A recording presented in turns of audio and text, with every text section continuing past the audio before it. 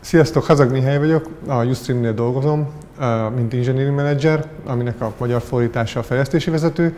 Elsősorban a csapatok hatékonyságáért felelek, az, hogy dolgoznak, milyen formában, kevésbé szólok be a technikai döntésekbe, illetve projektmenedzseri szerepkört is betöltök egy csapat esetében. Mi érdemes biztosítani a munkatársaink számára a szakmai fejlődést?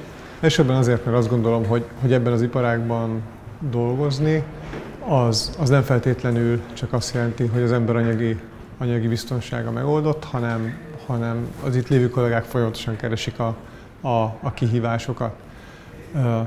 Tehát szerintem az a cég lesz sikeres hosszú távon, aki ezeket a kihívásokat tudja biztosítani a munkatársai számára.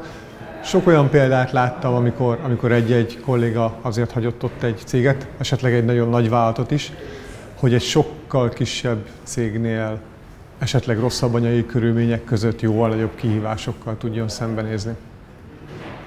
A másik oka annak, amiért ez egy nagyon fontos terület, hogy ez az iparág nagyon dinamikusan fejlődik.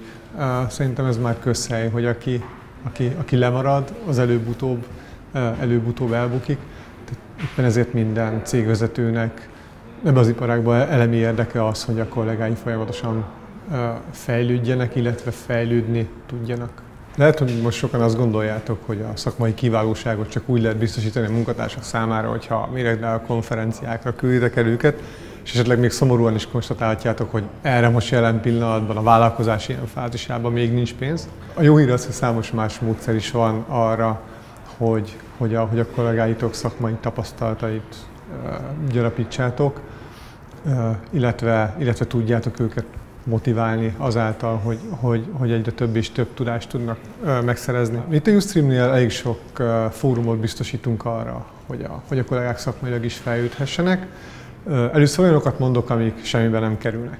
Például vannak olyan fejlesztők, akik szeretnék másban is kipróbálni magukat. Esetleg egy teljesen más területen, lehet, hogy valahol senior volt, és most egy másik csapatban szeretne juniorként kezdeni. Erre a cég ad lehetőséget. Például volt olyan kollégánk, aki senior core backend fejlesztőből lett junior frontend fejlesztő. Arra is lehetőség van, hogy az emberek át tudják adni egymásnak a tapasztalataikat. Erre hivatalos fórumaink is vannak, például Tech Talkok. Általában heti rendszerességgel szoktunk tartani ilyet, amikor egy-egy területről valaki elő tudja adni, hogy ő milyen tapasztalatokat szerzett, vagy éppen milyen technológiai újdonságokkal ismerkedett meg. Persze ezt leszámítva a munkatársaitok meg fogják találni azokat a lehetőségeket, ahol képzik saját magukat is. Magyarországon most egyre inkább beindul ez a meetup kultúra, egyre több meetupot tartanak különböző helyszíneken, amiben mondjuk a Ustream tudja a munkatársait segíteni, hogy egyre több meetupnak ad helyszínt, tehát gyakorlatilag az újfajta tudás az házhoz jön. Ezek voltak szerintem azok az eszközök, amiket nagyobb ráfordítás nélkül tudtok használni.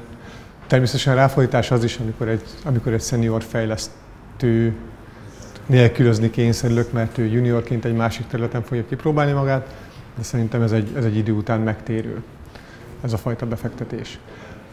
Aztán természetesen vannak olyan lehetőségek, amik már inkább pénzhez kötöttek.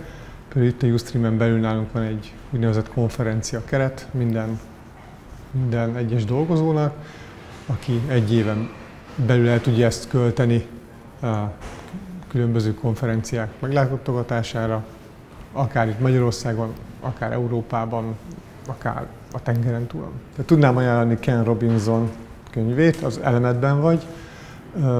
Ez inkább rólatok szól, hogy ti mivel szeretnétek foglalkozni, mi az a tevékenység, amiben a legjobban el tudtok merülni, de természetesen ezt a munkatársaitok esetében is tudjátok használni.